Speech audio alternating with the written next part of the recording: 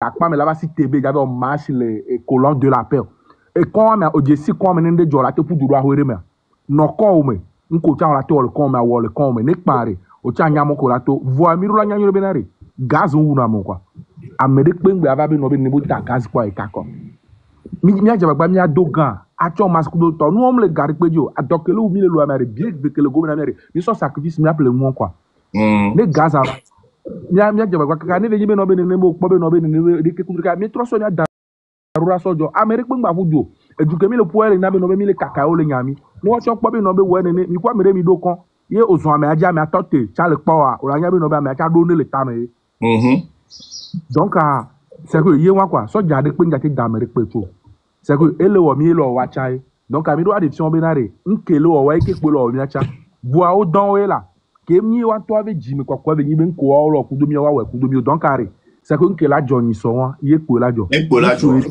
on est des africains quoi merci beaucoup africain ni bo ko so planète buji so va yo ta amesi ameneto quoi amesi ameneto merci beaucoup mia no de ma mia no ko la sime ade mia o de ma mi partager la vadora mia no ke la sime mia to ko la sime ame ko la sime mi pa zemi jatore ma mia o de étudiant de mia o de hein mia o de ma étudiant mia o de hein à venir à Miawelo fike mia o de jeune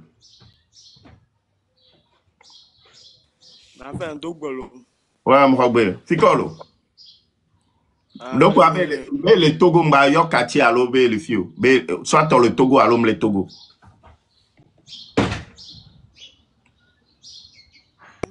ni chauffeur à cigare mais ok dis-moi réellement comme il est vivre ndek pentom le yo quoi ndek pem le yo c'est là que grand frère juste blois ni mi odoa il a buga vo kengbo la gba bayi il a buga vo kengbo la gba bayi de ka et moi de taxi ade on to e plaire ao amebue plenam mais on me tout fait chan wa avec le bois no chai chala no ano tukara kudo là nene nya amebue ple hono neno tuna nene akonta nene wona par jour ok sinon par semaine il y a mon compte par semaine 30 000 par semaine 30 000 o te wode ao umle odo ale ko la kengba te wo umle odo ma te wo ta nji ma de fu na jeune ke le camere c'est ni so 26 a mi la jagba ya de vovo dangbe nu ke mi ate wa nya we nu ke mi ate wa mi libéré mi aloko ni mi aja mi dore gba ya te odo kengba agwa ho mi ate dunu se togbere ka mi ade vovo dangbe ni mi awe c'est ni mi le vovo mi vovo ya njo nde pe na mi gbere gbere emi le vovo ya me a fi ke mi la fun pe mi agba no o we match ke mi oni so ba ya to jam to wa c'est le ko o le dagaz ku to a ina mi le putu ku to ba 26 to o ba dagaz o dagaz o ya ja ga mi ato voilà ne si bebe na Gaza ok ni so obe puju alo no da Gaza nyanyo rebe Gaza elle sibere ko dakpero da nene no dakpe ano po direction no attention ngba ba loyo parce que ne lo la CVV o se gome ne lo la CVV wo be wo tu be ngba lo du moment que bebe dianigban be le tro kaka ne be tro a so plo so ndek onya ke to plo alo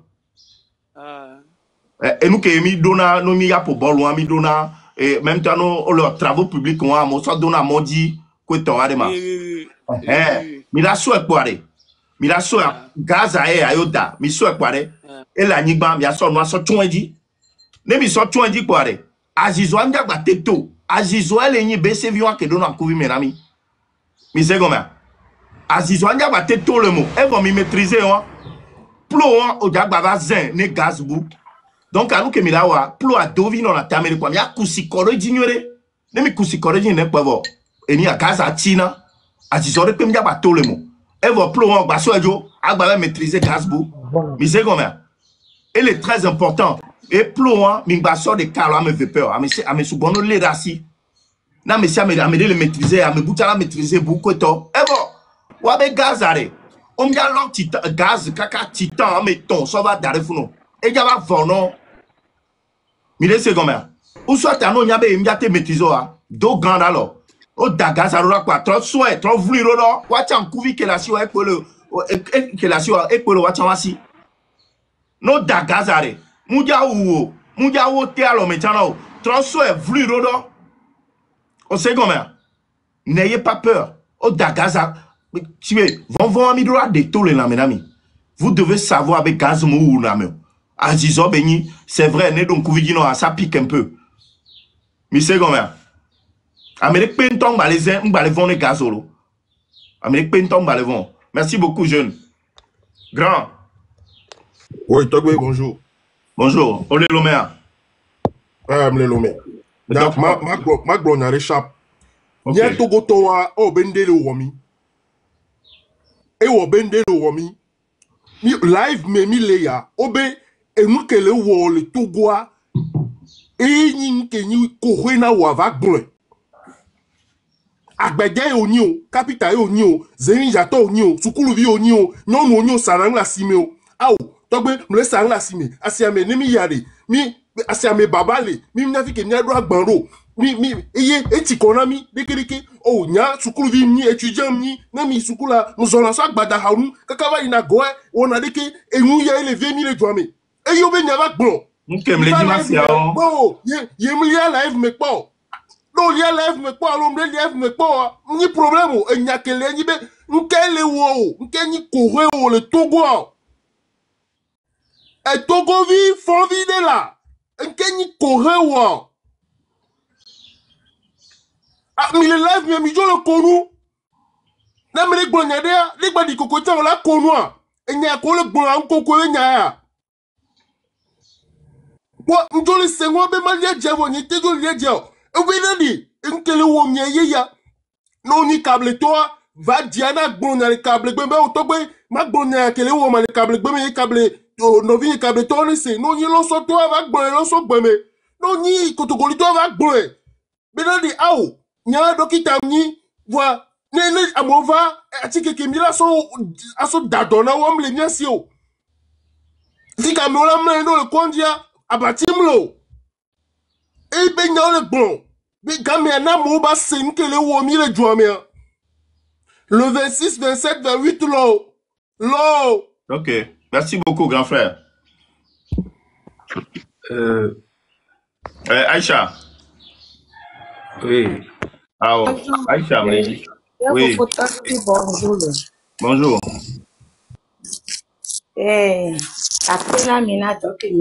Aïcha, on mi va.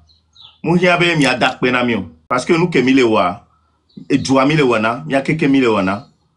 Nyabe mi le dit la dak penami kweto. C'est pas là que mi wa. Voilà, mi arrangé de côté. Ne mi va, mi directement droit au but. D'accord? Donc, okay. Je ne vais pas lui en vouloir. On va droit au but. Ça marche. Merci. Il n'y a que moi dans les filles. 3 ans à mon accident. Et nous, quand on avait tout pas, mais nous, nous, le blanc, on a nos postes pagaille, on est.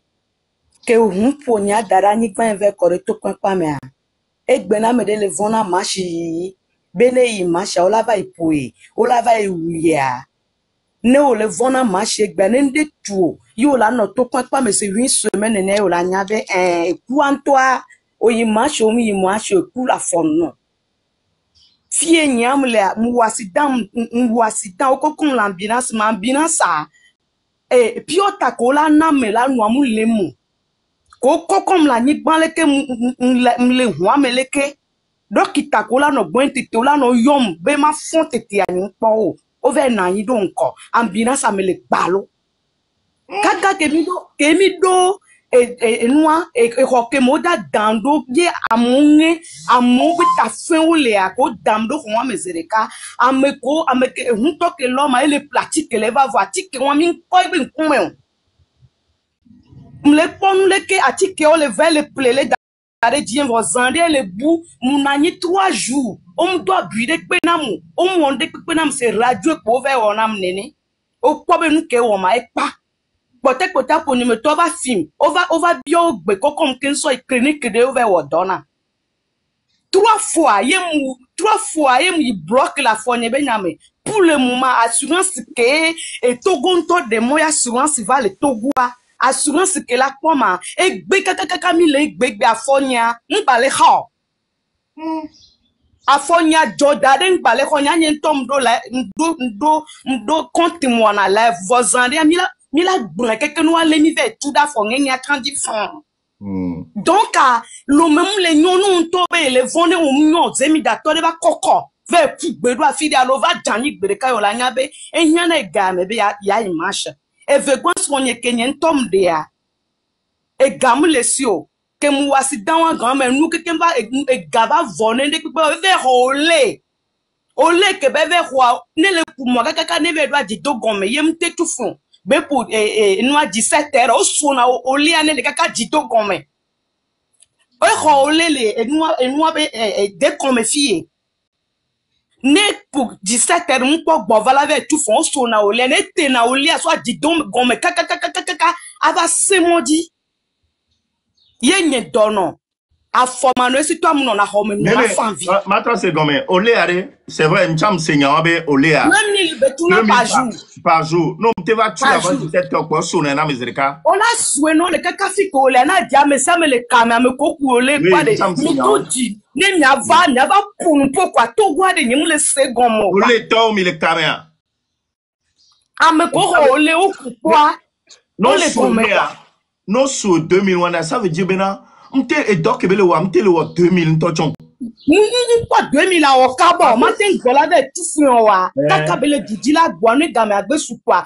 O le tok over a jo le Togo, yo le o sona o le la fili pepe kame ale. E sonye dona o le wa kaka bon china pone ken be va bona va. E va gule va dasi o le a e de to fifi jani lo borde.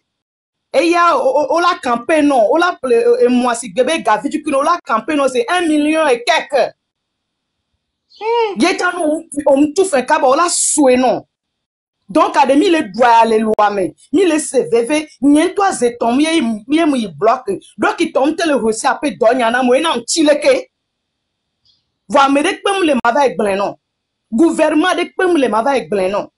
Assurance au moins quelqu'un sort de la lomena nien ton ba trop zanga ken ban vers quoi assurance que l'homme et fin ba trop tout ken bo au fion assurance ça. Donc à des tout gomme les non ne mi na non no mi bébé mi na home ya mi la bloque mi la va tout mi la vide pe mi la va tout de pe me le yo. Merci beaucoup Aïcha, merci et courage à toi.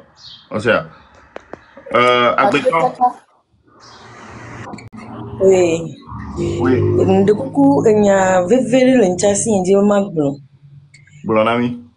Obe mi ato mi avezon. Be joie même le nyon. Mi be minto. Mi doit si mi a obe mi le sano. Va jou ko mi ato mi avezon a mo doit si. Fifi nous kemi le dio. Nous kemi le di fifi dio. No vinye school kaka ko doctorat mpo do etro gbove platela do cham tele wele lo amu etro so deve le wele jubu me if ya nu ka mi plat do mi pa mi le po do cha tro le wo vo du me a o tu na do po ko na de ni mi plat do mi pa e gam le mi asinya hu do po a o la ko mi la o do le furo to tu fona mi la so mi ato mi le pe fu enu am le nyon o be mi zon mi be mi le von nu ka mi le von Nka mi le vent, mio de quel est bavema, mi a beto pour mi boda que on le poids américain comme nami, mi note le quoi, on le puedo, fait comme avec peore, mi de. Ni mi to pas d'accord, on a déjà me coller on la jo. Et nous faisons le wa mi quoi, non, mi le voya. Des vieux de tu be dire que quelqu'un le mot pas do et dom le vôtre le mot. Nous caillou, je de vieux trop fiafion. Nous quel job? Mito maison. Mito. Merci. Merci beaucoup, Agbeto Bara. Nyato, midolato. Mito, le boss soume. Ne mikpo, mi ano video le lea. Yakpo mi ano viora. Nyonu, kompo, barabara. Nyonu amu onde polo. O do funya fu mi ame ko mpo image wade. Mi ya pe page ne di la. Mi yi la. De ko pou nyon wadwa. Peut-être amerebe tassion, amerebe no, amerebe cousine e yo won ne wa. Yo la gba no rome. Alors quoi nous on est là. Yo la be mato. Ava réclamer un peu droit. O la be mato. Allô? Yo la gba no funa no kwa nous. René. René. Le dak benami, le grand frère, le dak benami kaka. Merci beaucoup. D'accord, non? Il y a pentamni. Ok. De quel nom les dos? Nous on les si c'est mi font mieux parce que so ni soir. Ni entend mi les doigts me voir, nous on les ont. Mais ni bon nous darebe o. Et la vagnon. Mais qu'elle va hona mi. Il va dak mi grand frère ko le dia, mi va tourner mi anti. Mi dit là de voir la menami et Georginami. Et mi a chan mi le dak ben be mu ke mi le wa. Mi la we kaka mi la potane. Et fofon que la menami mi la de dare. Et nous ke mi dona mi la we kaka mi a potane. Merci beaucoup. Et par exemple, donc beniato et mito ke mito a ni no momi ni wo mu ke mi la tewa. Mais tu cara ko va jo de que tu so jo va wo do ko so. On peut le téléphone à menyole. Et mi na be combien? Et mi be comme la da pas mais et nous a les funu député les funu que mi to mi bava c'est comme si le Jessimi actuellement il kudo no vigné et pointer mi d'arrêt. Donc ami mi jo il va le Ghana. Il me tout no vigné be ni soa que mi na fa balé do famille là.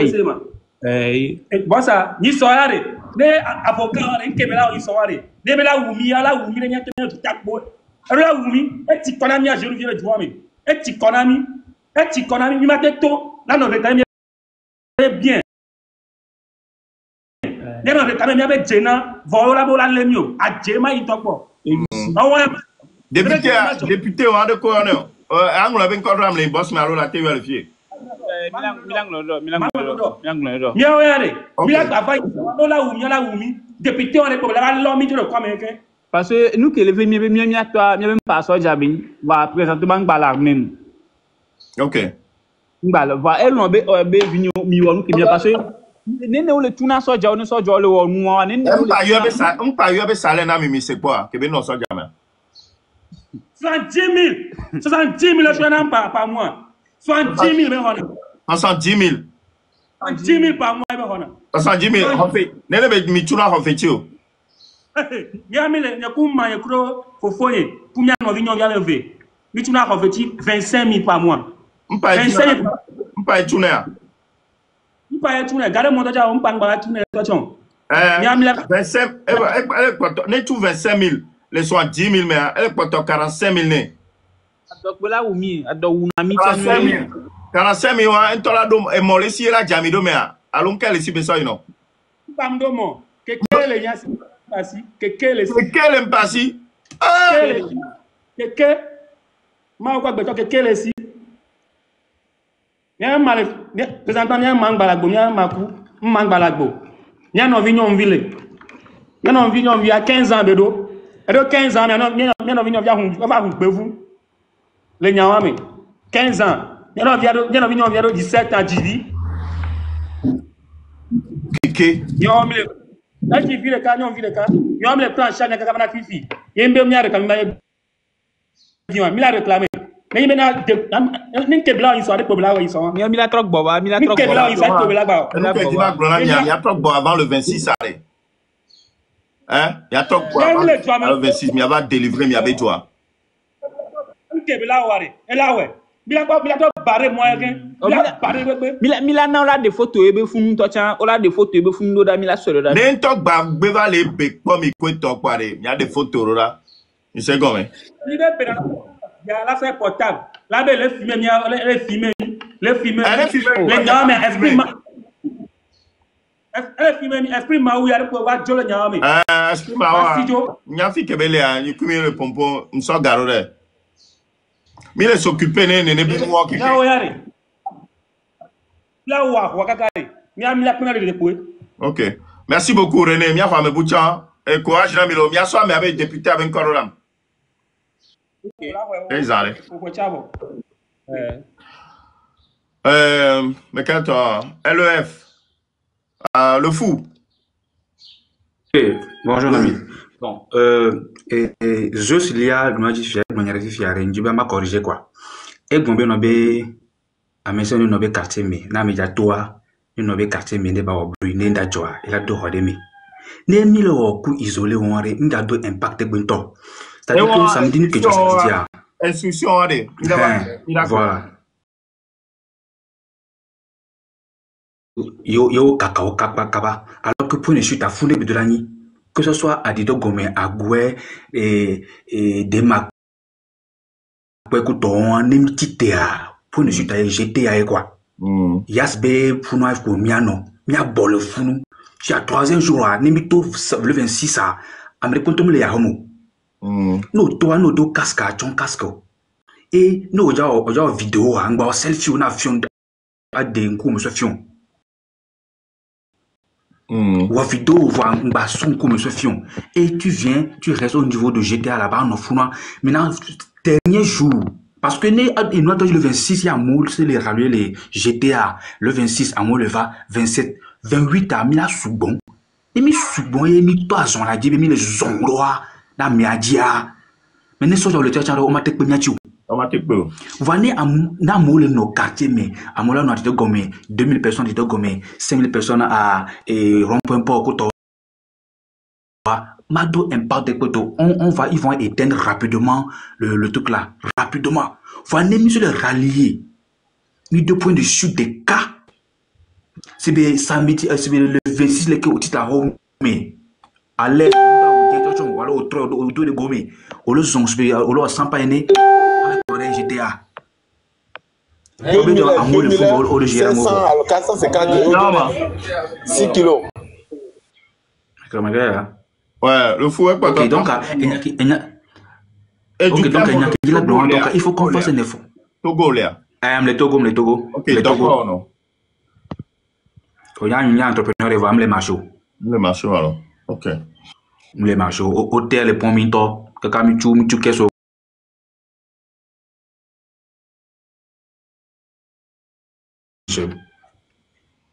il y a encore le cœur rose, cœur violet. Démuté. Cœur violet. Oui.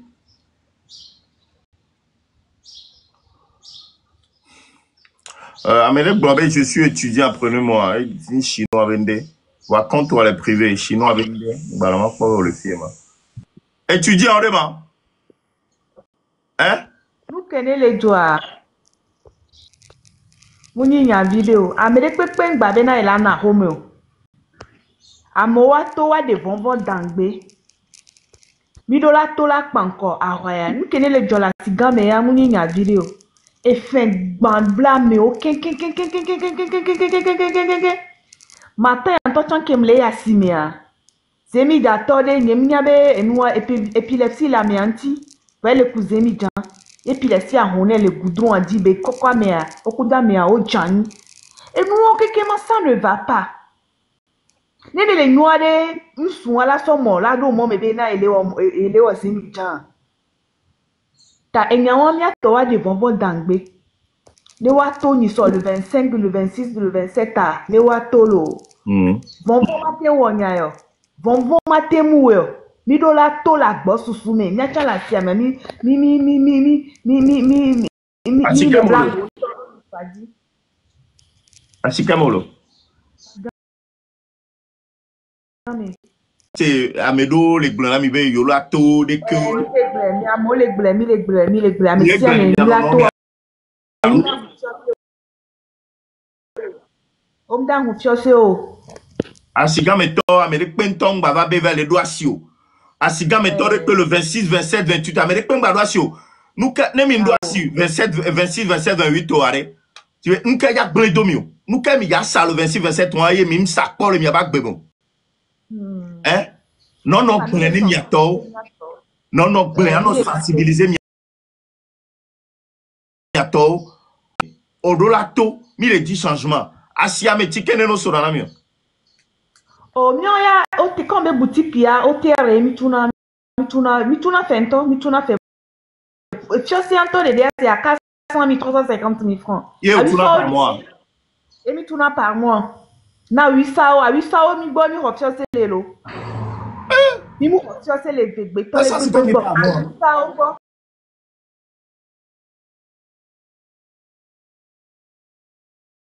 Donc, nous les kaka midi ane pour vivre. Yem pe asin tochon. Wow. Yem pe asin tochon. Yem pe asin. Donc, il y a des bonbons d'angbé. Il y a des bonbons d'angbé. Ma imbo c'est ma so image do kudondo, ma trosondo so do ne kon tochon les jola si amia. Je vais t'envoyer ça.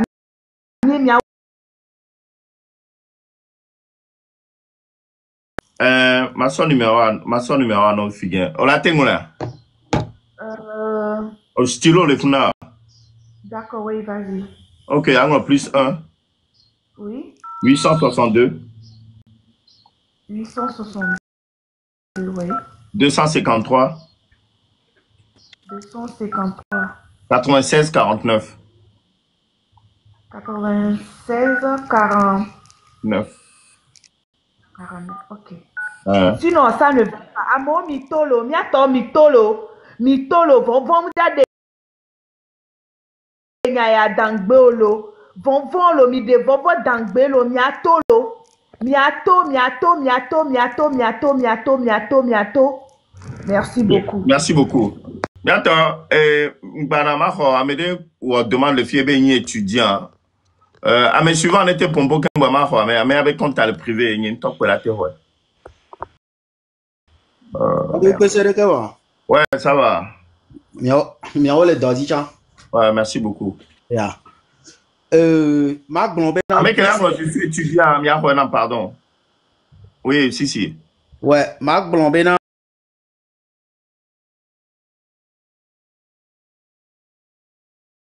Presque. Le 26, 27, 28, kakaso ya nde le jajo. Nde kukunami. Mi dasi vovo so dangbe. Non, tu beje vio. Miano, mi so voso bla lidine mi atite. Si be tu ko de kanene. Ne mi tite le boss sous me are. A mesia mene o confiance na edo ko. A mesia mene o confiance na novia. Ne so jade mu kacheye bele ame de kare. N'impadation ne so wajo. Dès que mi a sugbon, supposons mi le boss sous me pour la vala me ame ve. So jahun de kasibe. Ame ama di alors me ame wok pour la vala mi anovi so joa. Ne mu le d'accord.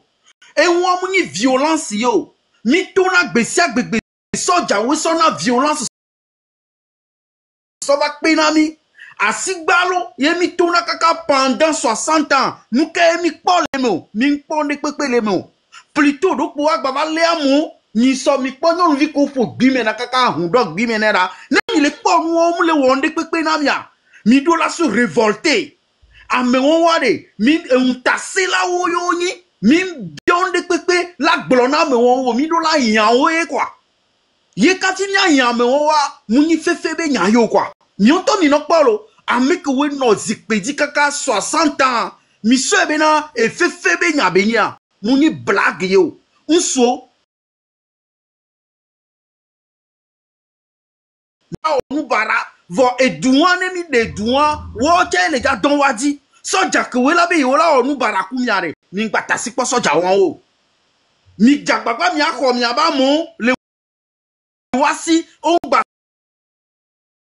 so me ojo ne wa ba wonu baraku ne ba make o le o ne ni bena o le amere ye mi abandonna me a amu ma gbado courage la gbato donc nous ke mi la wa nya do courage no le mi ba mere are mi ne défendre ne ba me a nya ho ne ba me a on gba so me ajo gan me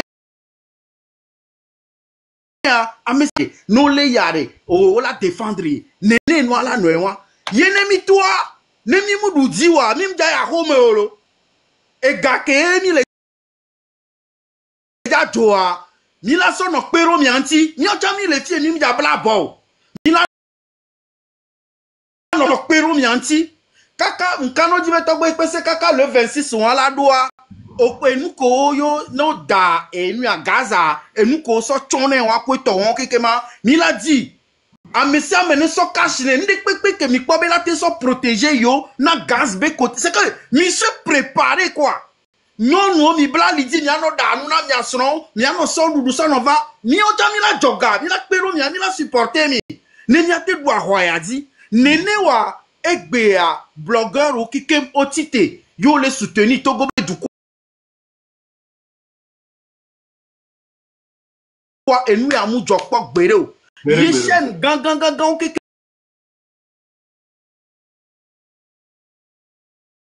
ben pour les braquer les Togodi les Moumayame ne mi mutite wa gake me mi no Togo be jeunesse are e couvre e gomi be amoko ba ko doctorat licence ko to wa zemija yo le coup zemija miato mi pom miato amo retraite le c'est comme tel ko ba retraite be gao amero be 6 000 francs yo le ko par mois amero 11 000 francs amero to gbe le tu na o miato mi c'est que Togo be jeunesse amu la gbe o Togo be to gbe la gbe o maman o la gbe o tu gbe jo trop busy miato mi c'est que mi pom mo e nous le normal o quoi miato mi couvre donc anu ke mi la ware mi se ko be mi couvre ne mi atite ne mi atro du corps de cas quoi ne mi a défendre mi abedu ne mi tite be mi le java mi le ya hoya ya po be na re mi ma yan me won jo ma à moins que be na c'est que mi le vont ye mi bo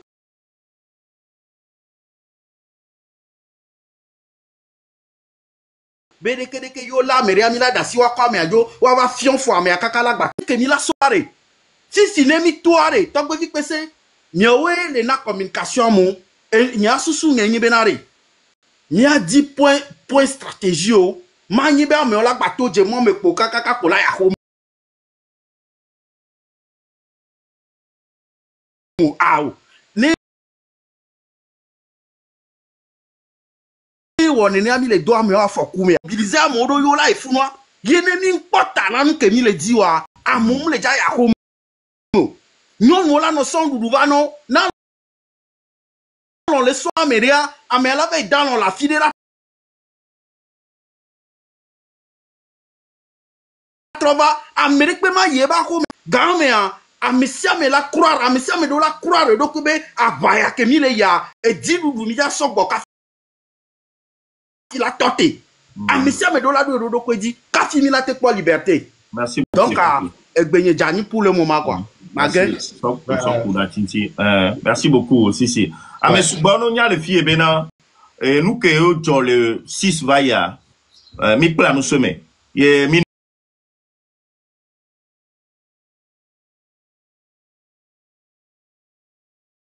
et comme quoi parce que nenye mto le konye me ye mposo jova fi ye mpujura honye me ola nyawe fi mnone ya examen ola walem alola pujura ho me ola lem le fun mi fifia njagba anyi neneko ye gan me ke gamela soa mi la banami de ke mi la fonctionner droit parce que mi nyabe na comme mi gbon mi mi abe comme ye nova ye mi puna ju parado a homea ola nya zerka ba ho me mi lewa donc am njagba anyi nenebe no ne ndo joa et au plan à nous semer ye ne no be no am nya mi plan nous semer et on verra la suite 5 kilos.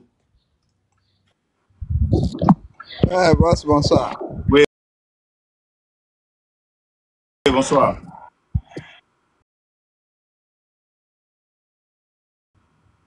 Ils sont donc à cuisiner mi manga. Attends, Fifi, étudiant, bien monter étudiant parce que à Molo Blambé, je suis étudiant. S'il vous plaît, étudiant comme les dimanches va horrifier. Oui. Donc à mi scrum hoba comme étudiant. Donc ça ne va pas en bas cuisine. Cuisine, on l'a le domme à 25 000, 30 000, voici 50 000. Même si arrivé, on va créer qui vient s'en a boulot. À boulot, qu'on veille manye sana kumbe be pod nye miskula njoba le sabla mbado afile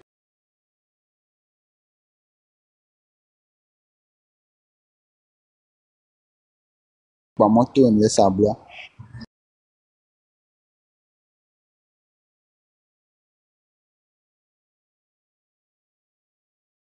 au début à 116 000 17 000 quoi m'a abandonné 2 ou 5 ou 6 mois mbayi donc anya me veut quand toi qui non j'étais en son timba amuro va le va careka donc même ça ne va pas quoi il y en a bien mais on m'a monté là il voit mener bientôt tout le on se soumet la prochaine fois. Tu sais combien? Donc m'a mobilisé Dans mobiliser miato, amesia me dola sensibiliser novia à côté. Non, les pompons de novio qui est à côté, yo quoi il les l'amener. Nous c'est ne courage. BH et nous y a collé wa. Ole on est wonton, ole on est vieux ko bagbana. Ole c'est combien? Ole on est wonton. Mais il y avait hymne national au terminé par vaincrons ou mourrons mais dans la dignité. On sait combien? Non, tofi yo ouwa au coup les dignités on le sait combien? Voilà. Ok, merci beaucoup. Marc Blonnet, Sodio, 70 000 francs. Améron Tochan, vous êtes payé moins que ça. Il est combien? Vous êtes payé moins que ça. Nem les régiments, mais que toi. Je suis payé à plus d'1 million. Nem calculer, ça va français fermé. Je suis payé à plus d'1 million. Voilà. Vous êtes censé protéger la population. On vit nous comme millions. À toi pour mia no barabaraba. Vous êtes censé protéger la population. Et nous qui avons le tout fait na mion. On le tout fait na mia pour nous à moitié langue et langue mien. Et langue mien. Vous m'avez fait pitié. Mio honte quoi. Que mia le tout 200 000 francs ami. Et en plus, on a 4 ans de cas. On a 1 an. 1 million de. Que Miami le dou. 1 million de. Ne m'impoye. Et ni à opération extérieure. Bien. On a 1 million de. Les régiments. Miami là, que y a les 4 500 000. Miami est peut-être 150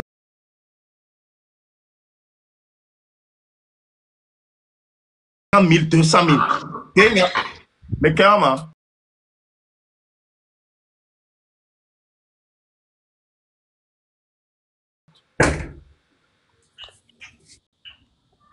Il y a les 4 500 000.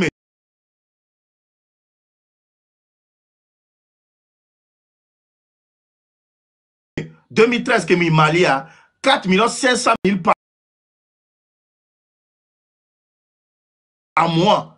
Par mois, vers 6 mois.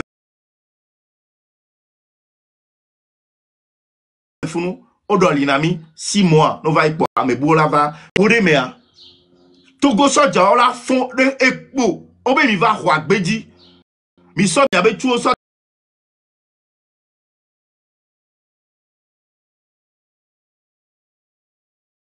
Je suis venu avec des soldats français à Obion Ambelande. Vu que vous voyez Togo Togo, je suis d'origine togolaise. Obion nous j'ai honte de dire que mi va les. J'ai honte. Mais affiner, mi va le nyale béane. Nous payons, niente pour. Mi sera pour avec nos nyafi. Tellement que vous-même, vous avez fait. Adolé ou mianto. On va changement de va. Vous imaginez, il y avait un risque, il y avait un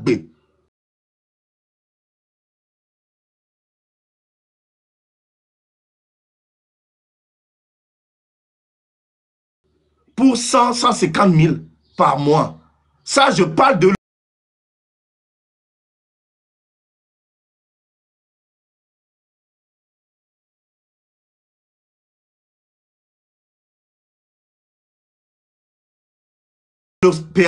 l'opération extérieure. Nemi somi eni à Mali, ben il y avait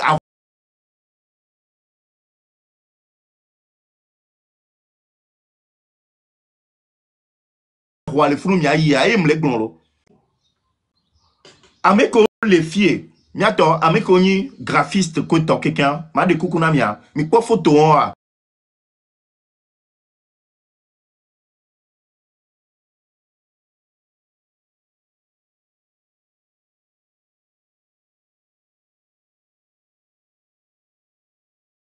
Mira soto parce que waben coup même lésion amekebe enia opu bimene kakaka e hundede mi do la imprimer graphisto mi do la imprimer noir do bash gandedi mi la soto le 26 mois et il est très important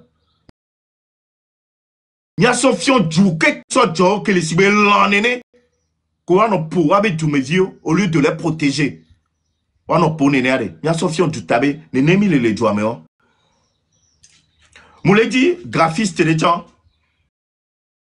que là, non, affiche, nami.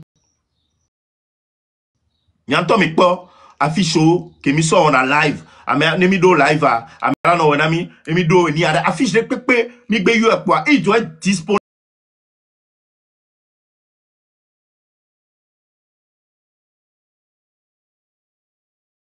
Donc, ben, non. Que nous proposer affiche de nos filles, tu tombes directement amoureux.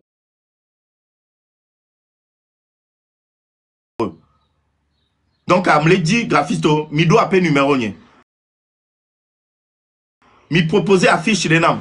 Do be mi ga, me de kamido live. Ne mi do marche be ni mi la d'affiche to. Je veux quelqu'un qui peut me proposer des affiches.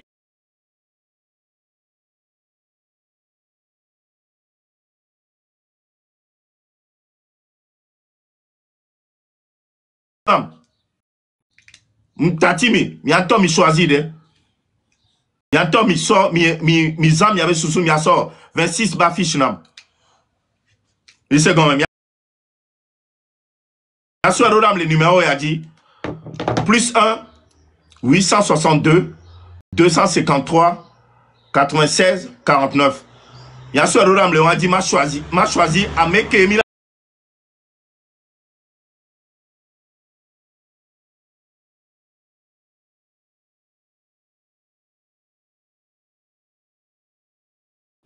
Et Kenboama va pour les chiens. J'ai essayé mon tentative d'essai plusieurs fois et du à mes vêtements. Maintenant, Ghana tout préfié. Nemi Ghana balo fille. Ni ma be ma cuisine ni bédo les livraisons tout ça et autres. Je suis à 150 000 le mois. Imagine le Ghana mais vers au service traiteur m'daname. Par exemple organisation ou fait m'daname. Non m'dan voilà tout finalement. Je suis à 100 000, parfois 150 000, et dépend des caméras en droit. Mais à l'homme ici, tu vas faire service traiteur à la Médébo. Nous, la Médébo, tu fais nos gloire, c'est 30 000. Et dans les 30 000, là, tu refais. On l'a condi, on l'a pratiqué. On l'a rencontré les 30 000. Mais condi, franchement, c'est sérieux. Il y a une clé pour me faire et non. En pleine crise, on play au coin. Elle le met mis au coin. Il dit t'es peu autour il n'y a pas de place. Et non est fatigué. Et non est fatigué. Tout le monde est payé. Et fatigué. T'as si que mes mis 2 000 sauver quoi dire. Et fatigué t'as si moi mais. Autant il met tes pèmes là pour mieux. On va patienter. On va mettre les coups mondiaux. Autant il bon à patienter. On l'a dit tes peines.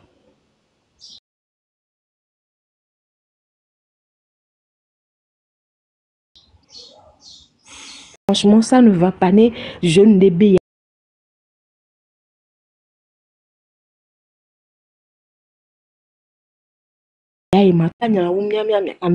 Exactement. Dès que mia non, tu vas quoi? Peut-être que tu vas mais à meilleur temps. Donc mieux mia tité.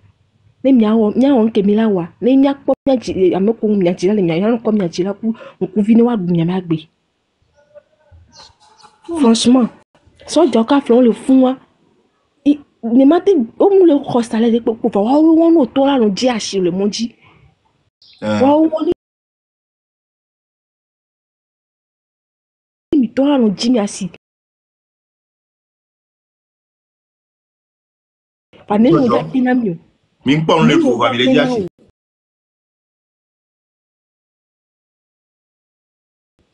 Même yo date na o. Date no même 5 000 par mois to me date.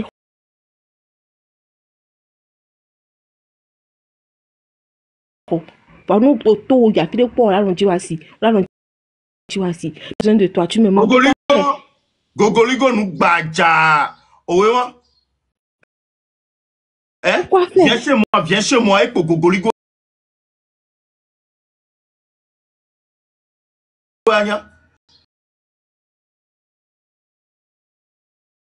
Onya c'est top pote quoi. Oh Gogoligo. Viens chez moi. Mais nous nous sort de quoi non amenye onuye.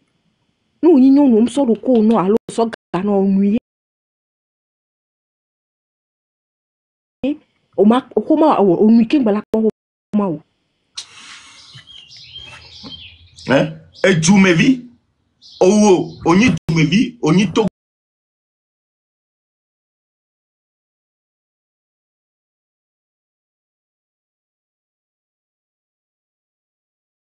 On l'a dit, possible. Le possible.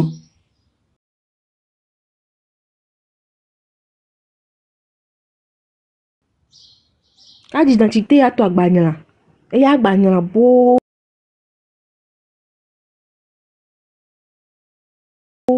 Nous ouvrons votre époque pour nous avoir une union, nous sommes de quoi non. Alors, c'est gal comme nous, pour me dire pour 4 ans. 6 ans, toi, tu n'as pas d'identité. Non, me l'a dit, mi abe heli kola kodinami. Mi va pompo. Non, kola simea. Mi do sensibiliser mi anon mi do la to le boss soume. Ne mi la to a mama cha mi to a mama. Ne mi va ni bandie wa. Ne mi la to ka megbe mi to ka megbe.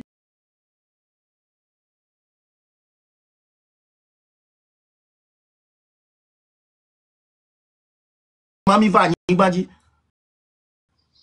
Mimi to le boss soume. Nous comme ils vont. Et nous les nions depuis des années. Depuis 58 ans, nous les nions. Et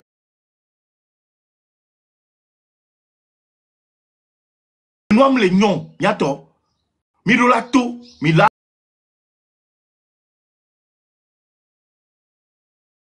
Réclamer, mais avait droit. Les boss. Beaucoup de courage. Au fait, nous connaissons le joie. Nous avons sensibiliser. Baba sensibiliser mi togo vieux comme ouais mi la quoi 27 28 à Messiam et puis moi même si je veux un peu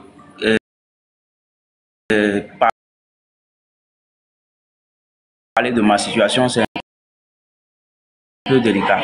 J'ai un bac licence après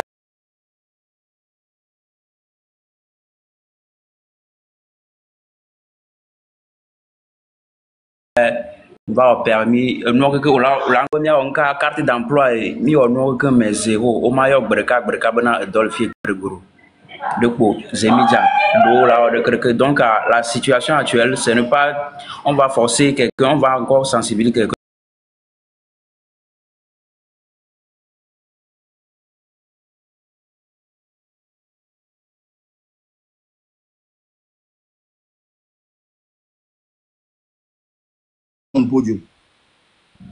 Et puis, à l'heure où je vous parle, Madame Nyakadegba a sorti. Et puis,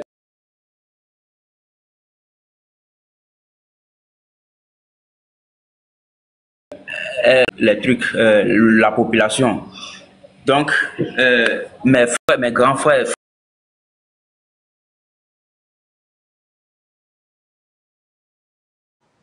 Ils n'auront même pas le temps de dire qu'ils vont tirer des gaz lacrymogènes sur vous. Même pas le moment de réagir. C'est une stratégie qui marche partout et qui peut toujours fonctionner pour vous.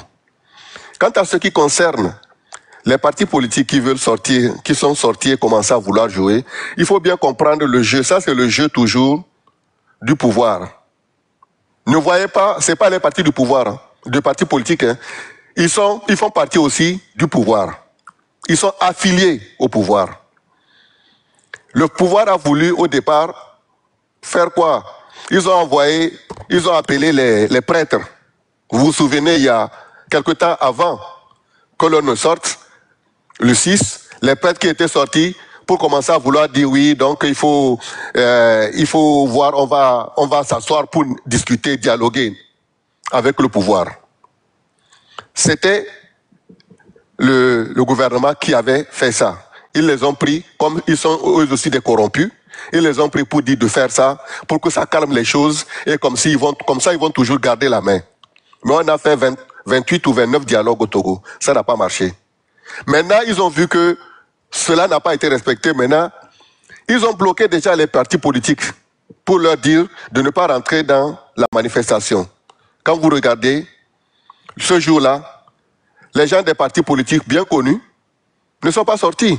C'est pour ça que les Z-Man se promenaient. Beaucoup. Pourquoi? Parce que la majorité des Z-Man sont dans un parti politique, je ne vais pas appeler le nom ici, pour ne pas jeter la pierre pour qui que ce soit, que tout le monde connaît. Ils sont en majorité de ce parti-là, donc ils ne sont pas sortis. On leur a dit de ne pas se mêler. Ils ne sont pas sortis. Maintenant qu'on est en train de tirer à canon, à des boulets de canon sur eux, qu'est-ce qu'on leur dit? Bon, sortez quand même, mais dites-leur que vous allez rentrer dans le jeu s'ils le veulent. Sauf que, après, vous allez demander, vous allez récupérer la lutte, parce que c'est ça au fait. Un frère a dit ça, tout à l'heure c'était anti-unir. Il faut les permettre de prendre, de récupérer la lutte, comme si c'était une lutte des partis politiques. Et après ils vont dire, on va aller au dialogue. C'est ce qu'ils ont fait le 19 août 2017 avec Tikpi Achadam. Donc, cette fois-ci, ça ne marchera pas du tout. S'ils veulent sortir, qu'ils sortent, ça nous arrange. S'ils ne veulent pas sortir, qu'ils ne sortent pas. Mais les jeunes les connaissent maintenant, les jeunes ont compris. Cette fois-ci, ce qui serait intéressant, c'est que il y aura même plus de circulation. Il y aura plus de circulation. Il n'y a pas quelqu'un qui va prendre une moto pour dire qu'il va faire du Z. Il n'y aura pas quelqu'un qui va dire qu'il va aller au travail. Il n'y aura pas une boutique qui va ouvrir pour faire commerce. Celui qui ouvre sa boutique là, c'est très bien. On le remercie. Parce qu'il nous aide. Les jeunes vont se servir. On va dire aux jeunes, servez-vous. Vous avez besoin d'eau. Vous avez soif, servez-vous. Vous avez besoin de biscuits pour avoir un peu d'énergie, servez-vous. C'est ce qui va se passer.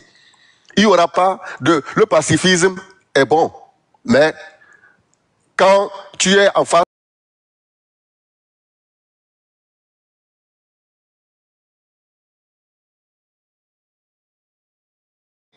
Et ça, ce serait comme ça. Pour ceux qui ouvrent les boutiques, ceux qui ont des boutiques, on les prévient, fermez vos boutiques. Fermez vos boutiques. Aucune boutique ne doit être ouverte ce jour-là. Et aucun véhicule ne doit circuler. Le pays doit être paralysé. Et c'est ce qui doit se faire. À la légitime défense, je dis à la légitime défense, j'ai entendu quelque part un de nos artistes qui ne comprenait pas et qui voulait nous jouer, qui disait dans le groupe des artistes que quand les soldats arrivent, tu lèves seulement la main. On lui dit, mais s'il te gifle, tu fais quoi? Il dit non, que tu lèves seulement la main. Donc ça veut dire tu vas rester, on va te taper, tu ne diras rien. naturellement, l'être humain a la légitime défense dans son corps. Et encore plus quand il a raison, quand il manifeste pour une cause noble et juste. Moi, je dis, il te gifle, tu lui mets un coup de poing. C'est pas que tu le gifles aussi. Parce que si tu le gifles seulement, peut-être qu'il va revenir. Tu lui mets un coup de poing pour lui faire savoir que tu as plus de force que lui. Alors, aux forces de l'ordre, on leur a déjà dit, comprenez que nous sommes vos frères et que nous ne sommes pas contre vous. On est contre quelqu'un qui est en train d'abuser de vous-même. Qui sont en train d'abuser de vous-même. Quand vous savez que le soldat togolais n'a pas de statut, les militaires togolais n'ont pas de statut aujourd'hui. Quand ils vont pour le maintien d'ordre onusien, ils vont emprunter la licence des soldats des pays à côté. Vous pensez que c'est normal ça, qu'on ait un pays où on est je sais pas, c'est vraiment une vie qu'on ne peut pas comprendre. Donc, il faudrait que les jeunes comprennent ça et que les soldats comprennent qu'on n'est pas contre eux et qu'ils ne sont pas obligés de faire le sale boulot, car aujourd'hui là, tout ce qu'ils font, les jeunes capturent, on a plein d'images et de vidéos on est en train de stocker, et quand les choses vont tourner, chacun répondra de son acte. On ne fera pas cadeau à personne. Autant les autorités vont répondre, autant celui qui posera aussi de mauvaises actions va répondre. De même que ceux qui allument les lives pour s'en prendre à la jeunesse, pour s'en prendre à cette révolution, ils vont aussi répondre. Où qu'ils soient, on va les trouver, ils vont répondre de leurs actes. C'est ce que je voulais dire aujourd'hui.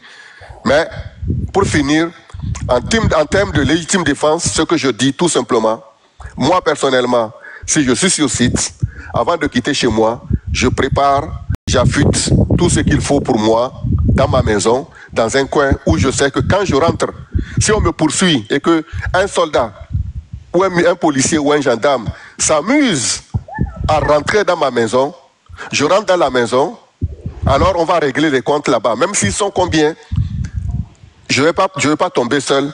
Comme on dit, il vaut mieux mourir l'arme à la main que de mourir lâche en levant les mains pour dire que tu ne fais rien. Et je dirais en ce moment-là, avant de partir, à mon épouse, tu mets un fourneau d'eau sur le feu qui bout, ça va rester là-bas. Ou même de l'huile qui bout.